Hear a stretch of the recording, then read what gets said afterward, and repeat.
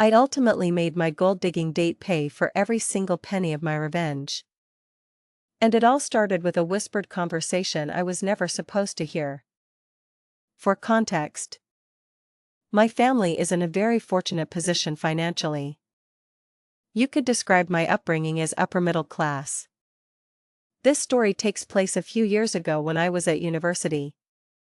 It was a fairly small school, located in a generally working-class area. So a lot of the students lived locally and came from more modest backgrounds. I'd never had much luck with dating. My hobbies were pretty niche. So finding someone I truly clicked with was a challenge. But I always made it a point to stay on good terms with people, even if things didn't work out romantically. I ended up dating a few girls from the university netball team. They all seemed nice enough, but it was always clear that we weren't a great match in the long run. Because I remained friends with them, I spent a lot of time around the team and eventually got to know most of them. And that's when Chloe entered the picture. She was a bit of an outlier on the team, quiet and reserved. So nobody really knew much about her. One day, out of the blue, she came up to me and asked me out. This was a pleasant surprise. I was usually the one doing the asking, so I said yes. At that point, I had no reason to dislike her. As we chatted, she kept trying to shoehorn into the conversation the fact that she, like many others at the university, didn't have a lot of money. She kept bringing up how little she had. A classic sympathy play.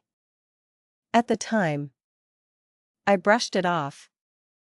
But this was the first thread in a web of lies she was weaving, completely unaware that I would eventually use those same threads to ensnare her. We went on 3 dates before I caught on. I'll spare you the details. But you need to know that I paid for everything. Every single time. Which I genuinely didn't mind doing. Our dates were usually on the weekends. Then came the day it all unraveled. I was in the university library trying to get some work done. The desks there have these tall partitions for privacy, creating little cubicles. I heard Chloe's voice whispering to a friend from the other side of the partition in front of me. I started to stand up to say hello. But something made me stop just before my head cleared the top. I decided to listen. And that revealed Chloe's greatest flaw, her arrogance. She was so confident in her deception, so sure of my gullibility, that she never once considered the possibility of being caught. She was talking about me, calling me a posh C***nt, but saying she was going to let me take her on a few more dates because I took her to fancy bars and bought her expensive drinks. My stomach dropped. I thought back on our dates and realized she had, without fail, always ordered the most expensive thing on the menu. The hurt quickly hardened into a cold resolve. It was time for some revenge. I slipped out of the library unseen. A few days later, my suspicion that she wasn't being truthful about her financial situation was confirmed in the most blatant way possible. I saw her driving a brand new BMW Z4. She was clearly loaded. My plan began to form. The best and fanciest bar in our town was owned by the family of my best friend, Sophie. It was a small, high-end place where a single small cocktail could cost over £15. Most students avoided it.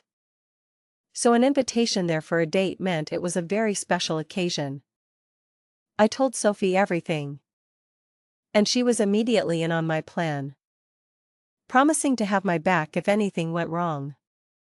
I was paranoid about getting caught, because my plan was to trick Chloe into paying for the entire night, to the tune of over £250, the combined cost of all our previous dates.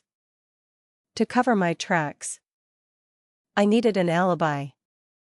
I turned to my fraternal twin brother. Noah. Now.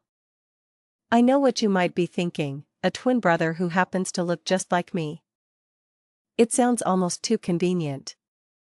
One person online even commented that the whole twin brother part sounded weird and bullshitty. But my twin, Noah, is very real. While we're not identical, we look similar enough that in the dim light of a pub, after a few drinks, nobody would look twice. I gave him some cash and told him my plan: go out with my friends, dress like me, style his hair the same way, and take a ton of pictures. The night of the date arrived. The bar was busy, but we got a table. I immediately launched into my pre-planned lie. "Ah. You're not going to believe this," I said, patting my pockets dramatically. "I've left my card at home.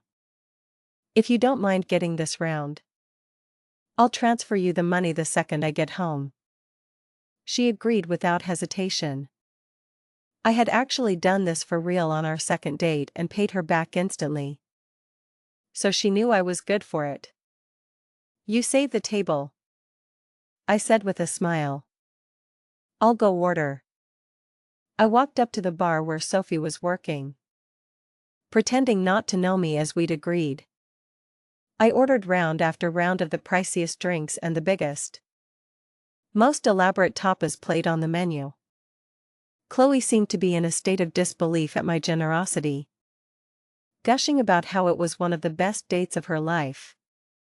I played along, pretending to have a fantastic time as I steadily ran up the bill on her card, getting closer and closer to my 250-pound target. The final act was perfect. The dessert section of the menu was titled Just Desserts. Finding it deeply appropriate, I pointed to it and asked her, "How about you get your just desserts?" She laughed and said yes. I went to the bar one last time with her card. I ordered 2 super deluxe chocolate fudge cakes and told Sophie to keep one for herself for after her shift. My plan for the grand finale was audacious. I asked Sophie if the kitchen could spell out a little message on Chloe's dessert. As one commenter later pointed out, this was risky. It could have led to bad reviews or trouble for the bar. But Sophie was all in. They used the little lettered candles they had for birthdays to spell out F*CKU on top of Chloe's cake. I returned to the table, handed Chloe her card back, and said, "I'm just nipping to the gents." Then I walked out the door, never looked back, and went to join Noah and my mates at the pub.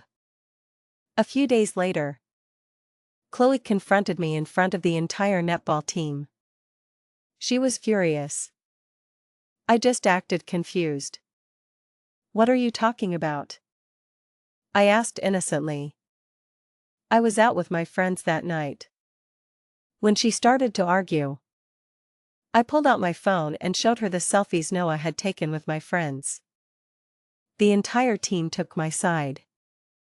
They completely stopped speaking to her. She has since left the team. And from what I hear, she doesn't have many friends left at the university. I had a fantastic night of revenge with fine food and drink, all at her expense. My friend Sophie got a free fudge cake. My brother Noah got some cash. And all the lads got a night out at the pub. Everyone came out of it happy. Everyone but Chloe. Ultimately, this whole saga taught me a valuable lesson: when you play games with people's feelings for your own selfish gain, you might just find yourself playing against a master of the game. And the final bill will be yours to pay. I know I was an asshole for it. But damn, it felt good. So, what do you think? Was my revenge justified? Or did I go too far? Let me know in the comments below.